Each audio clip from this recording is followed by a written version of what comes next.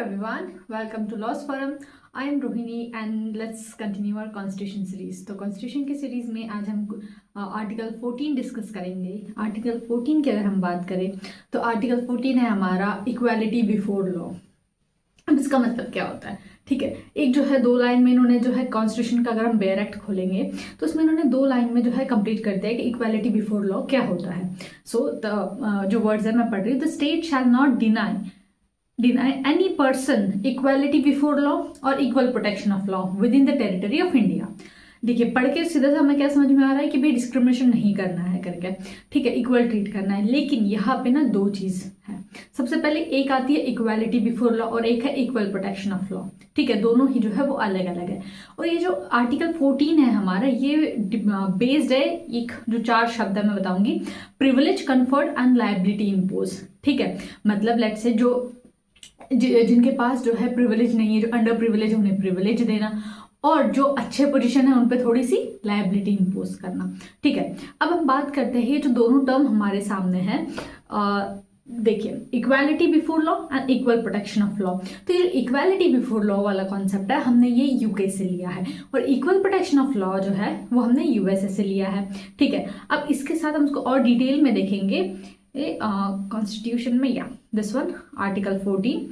Okay, so article 14 की हम बात करें, जैसे मैंने कहा उसको 2 इसमें डिवाइड किया है। एक इक्वालिटी बिफोर लॉ, ये हमने यूके से लिया है। Than equal protection of law USA से।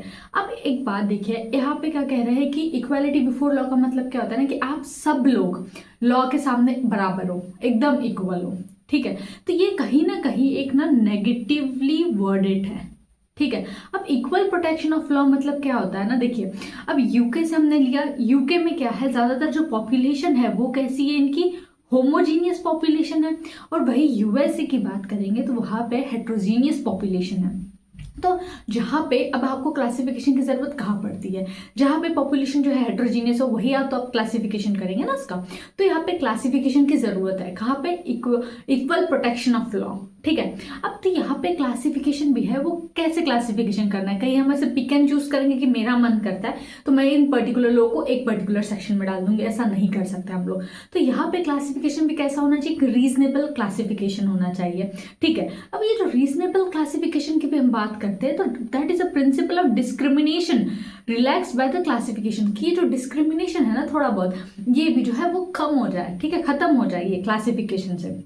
तो यहाँ पे इक्वल प्रोटेक्शन ऑफ लॉ के अंदर कुछ टेस्ट है, टेस्ट ऑफ लॉ। तो 3 चीजें हमें ध्यान में रखनी है। सबसे पहले ऑब्जेक्ट, तो object has to be a constitutionally rational. तो मतलब जो भी हम लॉ बना रहे हैं तो उसका जो ऑब्जेक्ट है वो कैसा होना चाहिए, रैशनल होना चाहिए। ऐसा नहीं हो रहा है कि उठा के कुछ भी बोल रहा है, ठीक है। तो वो कॉन्स्टिट्यूशन के साथ वो रैशनल होना चाहिए ऑब्जेक्ट।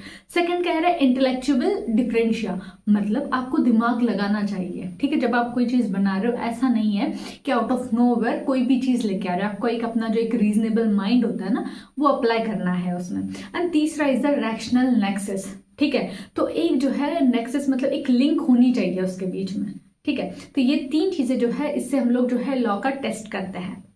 देन अगर हम बात करें कि let's say if the people are differently placed, मतलब अब जरूरी तो नहीं ना हमारी सोसाइटी में जो है सारे जो एक सेम स्टेटा पे आते हैं इक्वली प्लेस्ड है, बिल्कुल भी ऐसा नहीं है। तो यहाँ पे जो लोग हैं वो कैसे है, डिफरेंटली प्लेस्ड है।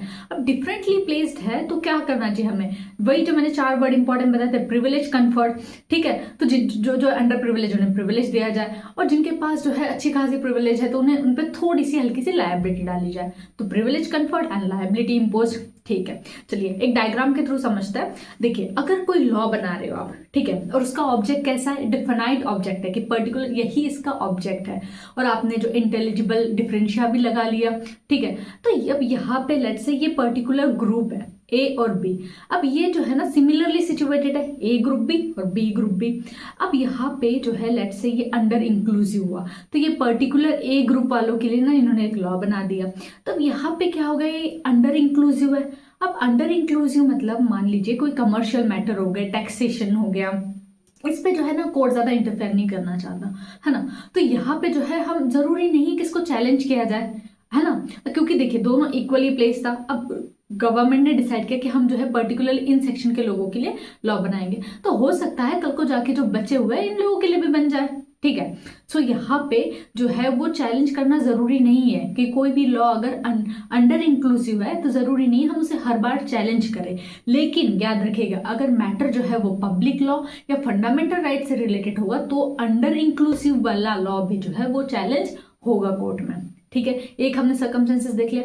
सेकंड सर्कमस्टेंसेस क्या हो सकता है कि इफ ऑब्जेक्ट इज वेग। हमने इसके पहले क्या देखा था, हमारा ऑब्जेक्ट तो डिफाइनाइट था, एक पर्टिकुलर ऑब्जेक्ट था, हमने इंटेलिजिबल डिफरेंशिया भी लगाया था, तो माइंड भी लगाया था। अब मान लेते कि हमने इसमें दोनों नहीं लगाया, ठीक है, और ये ए और बी दोनों सिमिलरली सिचुएटेड है।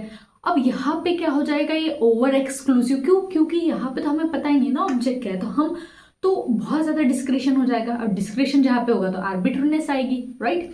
तो यहाँ पे जो है अगर कोई भी लॉ ओवर इंक्लूसिव हो जाता है तो उसे चैलेंज करेंगे तो यहाँ पे कोर्ट जो है वो प्रोएक्टिव रोल कर सकता है। ठीक है, देन एक डॉक्ट्रिन ऑफ प्रोपोर्शनैलिटी है। ठीक है, डॉक्ट्रिन ऑफ प्रोपोर्शनैलिटी जो है यहाँ पे दोनों के लिए लगेगी, लेजिस्लेटिव एक्शन और एग्जीक्यूटिव एक्शन के लिए भी। ठीक है, और हमेशा याद रखिएगा कि ये जो आर्बिट्रनेस है, आर्बिट्रनेस अगर मैं कहती हूँ कि ये जो पर्टिकुलर लेजिस्लेशन है, कोई लॉ पास किया है, वो आर्बिट्रेस है, ठीक है, वो आर्बिट्री है। तो जो arbitrary as a particular thing can not be the test to check the executive. ठीक है, तो आप जो है उससे एग्जीक्यूटिव एक्शन तो आर्बिट्री का चेक, जो आर्बिट्रेशन अगर कोई एक्शन आर्बिट्री हुआ तो उससे आप एग्जीक्यूटिव को तो जो है उसका एक्शन चेक कर सकते हो, बट लेजिस्लेशन का नहीं। अगर लेजिस्लेशन का एक्शन चेक करना है आपको, ठीक है, तो लेजिस्लेशन के लिए टेस्ट क्या है, आर्बिट्रनेस भी होनी चाहिए और मैनिफेस्ट आर्बिट्रनेस होनी चाहिए। ये दोनों चीज रही तो ही आप जो है वो लेजिस्लेशन का टेस्ट कर सकते हो।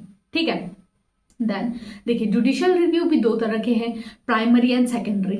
अब ये जो है हम लोग और फर्दर नेक्स्ट वीडियोस में डिटेल में करेंगे। आई होप आपको आर्टिकल 14 बहुत अच्छे से समझ में आ गया होगा कि सिर्फ आर्टिकल 14 मतलब राइट टू इक्वालिटी तक ही सीमित नहीं है, इसको बहुत ज्यादा डिटेल में और एक एक चीज को, कॉन्सेप्ट को अच्छे से समझना है। ठीक है, थैंक यू।